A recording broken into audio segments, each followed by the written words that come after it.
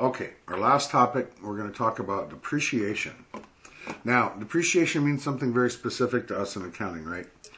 And it's different than what most of the world thinks of when they think of depreciation. So for instance, if you go down to the car dealer and you buy a brand new car and you drive it home and you show it to your neighbor, and he tells you, yeah, it's a really nice car, but it depreciated by a third when you drove it off the lot.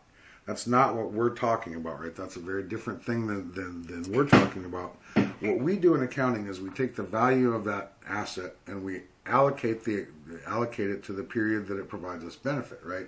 So if a car lasts us 5 years, we're going to take the cost of that car and we're going to divvy it up and expense it out over a 5-year period, right? So depreciation, we're measuring the loss of usefulness of something to us, right? That's what we're doing. We're not measuring the market value of it or how much it's worth, but we're just taking that cost and allocating it, right? How much of it we've used up. Slickest way to do that is to go through a little example, right? So I've penciled out the formula for calculating depreciation. It's the cost of the vehicle minus the salvage value all over how long that's going to last us is going to give us our depreciation expense, right? So let's do a little example. Let's say that we're a flower shop, right? And we're gonna buy a vehicle to deliver our flowers in.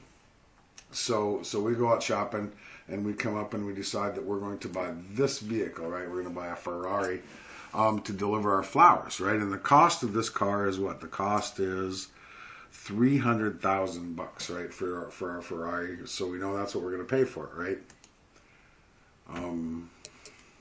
Okay.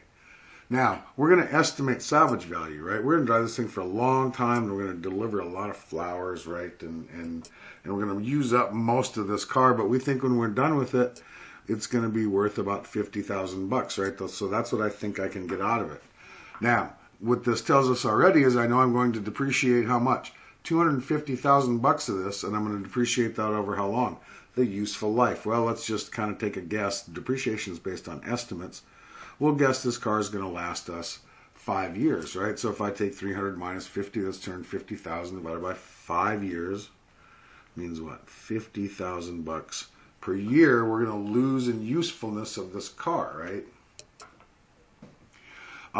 So every year that we own it, we're going to allocate $50,000 of it, right? So let's assume that we buy the car on the first of any given year. Doesn't matter what year, right? So we buy the car on the first of the year, first of this year, 1/1/16, right?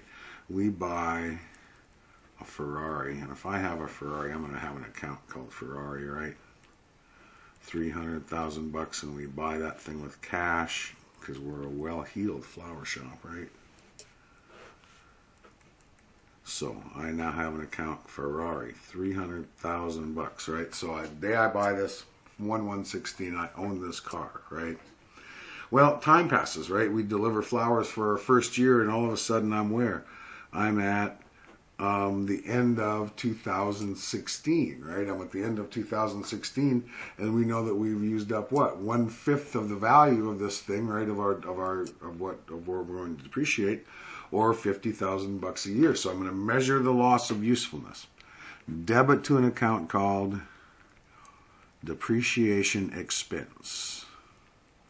And I'm going to credit this account, a new account we have, accumulated depreciation. And I'm going to do each of those for $50,000, right? Because that's how much of this car I've used up. So if I T account this account, we're going to talk about this in just a second. Accumulated depreciation, right? Well, let's add one more. Let's add depreciation expense. Okay. Let's back up just a second. Depreciation expense says the word, right? Expense account, debit balance, right? Ferrari is an asset, debit balance. Accumulated depreciation. This is where we measure the loss of usefulness of this car since we've owned it, right? This is a credit balance account, and it's a contra asset, right? Meaning what? Opposite of asset, or it makes assets go down. So I'm going to take this account, and it's going to wash against this one in the big picture, not in our T account, right? So let's post this. Depreciation expense, $50,000, and accumulated depreciation. $50,000, right? So we've done the adjusting journal entry, right? My adjusting journal entry. We've increased an expense, and we've increased the contra asset, which essentially decreases our assets, right? So I'll let that sit for 1 second, and I'm going to slide up just a little bit. Now, we're going to look at the concept of book value, right? Book value is the value of this asset on the books, right? And we know that it is what it is: cost minus accumulated depreciation is book value, right? So at the end of the first year, right? End of the first year, my asset cost us $300,000, right?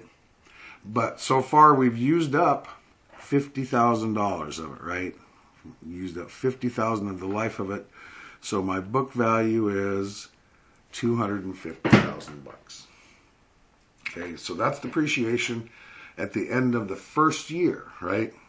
Now, if you think about it, expense account, that's on the income statement, right? Accumulated depreciation is a contra asset. That's on the balance sheet. Assets are on the balance sheet, right?